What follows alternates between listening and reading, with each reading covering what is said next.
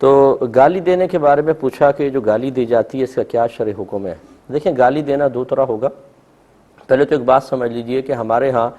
بعض الفاظ ذرا معروف ہو جاتے ہیں اور ہم سمجھتے ہیں کہ بس یہی گالی ہے، باقی کوئی چیز گالی نہیں ہے،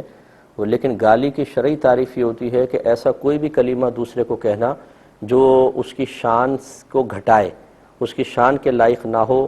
سطحی قسم کا جملہ بولنا، لفظ بولنا جو اس کی شان کے لائق نہیں، یہ اس کے حق میں ایک گالی کہلائے گی شرعی لحاظ سے۔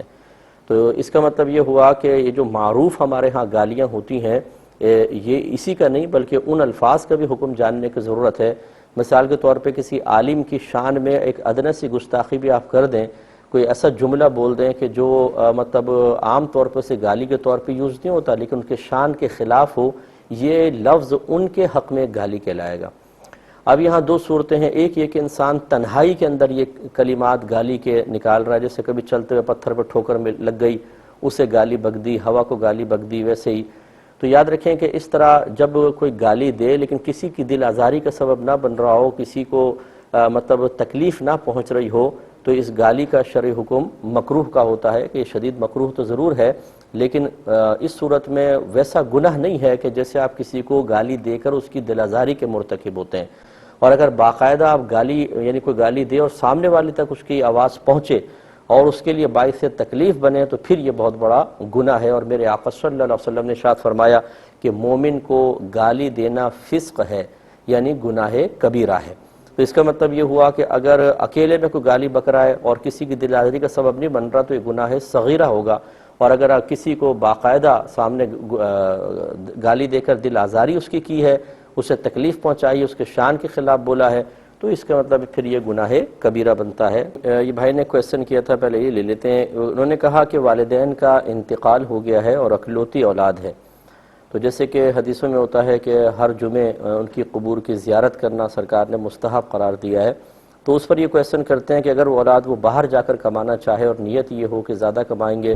تو پھر اللہ تعالیٰ کے دین کی خدمت بھی زیادہ کرنے کا موقع ملے گا، تو اس طرح ان کا باہر چلے جانا اور پھر کافی عرصے تک والدین کی قبر پر نہ جانا، کیا ان کے حق میں کوتاہی تو نہیں کہلائے گی؟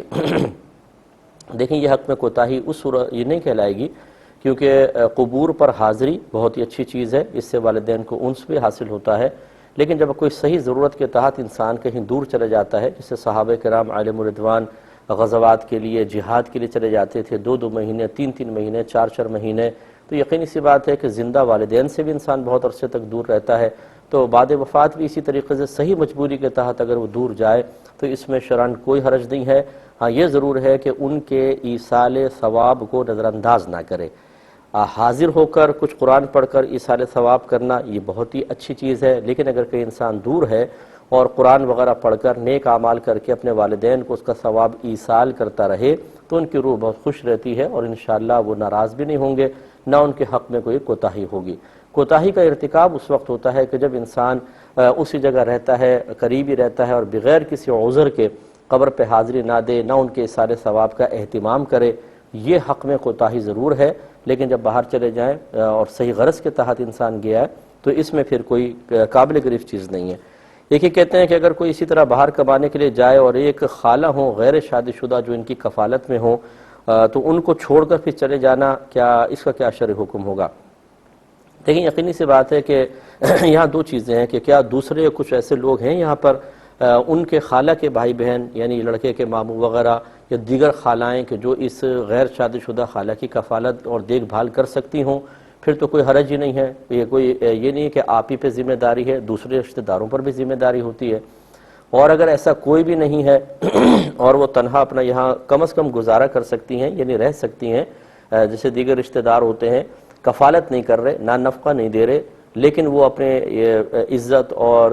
دیگر چیزوں کی حفاظت ان کے ذریعے کر سکتی ہیں، تو پھر یہ قریب رہنا ضروری نہیں ہوتا، آپ باہر جا کر ان کو باقاعدہ منتھلی کچھ پیسے وغیرہ بھیج دیں تاکہ ان کی کفالت ہو جائے، تو اس میں شرعاً کوئی حرج نہیں ہے۔ ہاں اس طریقے سے کرنا کہ ان کو بیار و مددگار چھوڑ کے چلا جائیں اور یہاں پہ کوئی سنبھالنے والا نہ ہو، یہ شرعاً معیوب اور معتوب ضرور ہو سکتا ہے، لیکن عموماً ایسی کوئی صورتحال ہوتی نہیں ہے، تو اگر کوئی اور ان کا خرچہ اٹھانے کے لیے تیار نہ ہو، ہاں دیگر دیکھ بھال ہو سکتی ہے، عزت کی حفاظت، مال وغیرہ کی حفاظت کر سکتے ہیں، تو پھر آپ وہاں سے باہر سے بھی پیسہ بھیج دیں تو کافی ہیں۔